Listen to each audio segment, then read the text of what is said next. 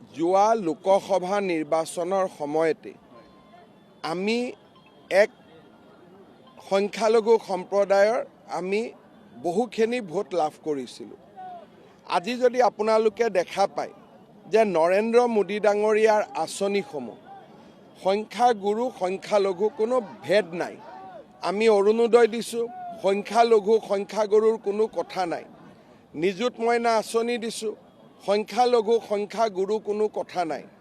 অৰ্থাৎ সবকা সাথ সবকা বিশ্বাস সবকা প্ৰয়াস, এই যিটো মোদী ডাঙৰীয়াৰ মহামন্ত্ৰ, সেইলৈ আমাৰ ৰাজ্য চৰকাৰখনো আগুৱাই গৈছে।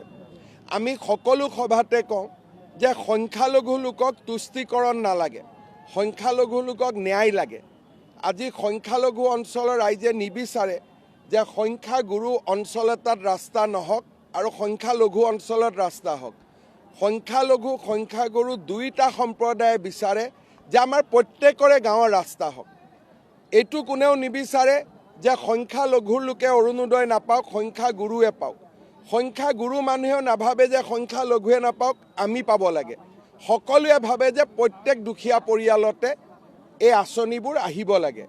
গতিকে যিটো সমানতাৰ মন্ত্ৰ, তুষ্টিকৰণ নহয়, সমানতা, সকলোকে একেধৰণে আগবাঢ়ি লৈ যাওক, দৰিদ্ৰতা নোহোৱা কৰক দেশখনৰ পৰা, অশিক্ষিত মানুহৰ পৰিৱৰ্তে শিক্ষিত চাম গঢ়ি তোলক, গাঁৱত চিকিৎসালয় পাতক, হস্পিটাল পাতক, মহিলা উদ্যমিতা আঁচনি আনক, সকলোকে সামৰি লওক, এই কথা সকলোৱে বিচাৰে। আৰু সেইকাৰণে আজি বিজেপি দলক সংখ্যালঘু সম্প্ৰদায়ৰ এচাম নতুন যুৱক যুৱতীয়ে আদৰি লৈছে। মই য'তে যাওঁ যথেষ্ট তেওঁলোকে আগুৱাই আহে, মৰম কৰে। মই কথা সোধোঁ যে স্কুলত মা গৈ আছনে নাই? গৈ আছোঁ মামা স্কুলত। ভাল কৰি পঢ়া শুনা কৰিছ নাই? কৰিছোঁ। পুলিচৰ দৌৰাৰ প্ৰেক্টিছ কৰিছনে নাই? কৰিছোঁ। গতিকে লোকসভা নিৰ্বাচনৰ পৰাই আমি এচাম মানুহৰ ভোট পাব আৰম্ভ কৰিছোঁ আৰু চামুগুৰিত এই পৰিমাণটো যথেষ্ট বাঢ়ি গৈছে।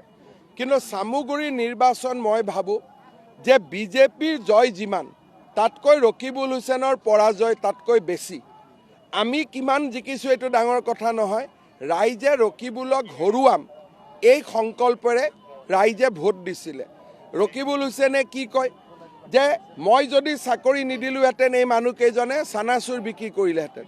মই যদি ওলোটাই কওঁ, আপুনি যদি নুৰুল হুছেইনৰ ল'ৰা নহ'লহেঁতেন, চামুগুৰিৰ ৰাইজে নুৰুল হুছেইনক মন্ত্ৰী পতাৰ কাৰণেহে আজি আপুনি ৰকিবুল হুছেইন হ'ল, নহ'লেতো আপুনিও চানাচুৰ বিক্ৰী কৰি থাকিলেহেঁতেন। গতিকে মানুহৰ প্ৰতি যিটো বেয়া ভাৱ, মানুহক অপমান কৰাৰ যিটো প্ৰৱণতা, আৰু দৰিদ্ৰ দুখীয়া মানুহক নিজৰ এক প্ৰকাৰ ক'ব গ'লে যেন মোৰ ঘৰত কাম কৰা ল'ৰাহে, তেনেকুৱা যিটো ব্যৱহাৰ আছিল, তাৰ বিৰুদ্ধে এক স্বতঃস্ফূৰ্ত প্ৰতিবাদ কৰি ৰাইজে ৰকিবুল হুছেইনক পৰাজিত কৰিছে। বিজেপি ২৬ত জিকিব লাগিব। এতিয়া ৰকিবুল হাৰিছে, কিন্তু মই ভাবোঁ যে আমি যাতে জিকিব পাৰোঁ অহা নিৰ্বাচনত, তাৰ কাৰণে আমি কাম কৰিম। আৰু ইয়াতে সংখ্যাগুৰু আছে, সংখ্যালঘু আছে, সকলো আছে। সকলোৱে আমাৰ দলক কামৰ বিনিময়ত ভোট দিব, তাক মই বিশ্বাস কৰোঁ।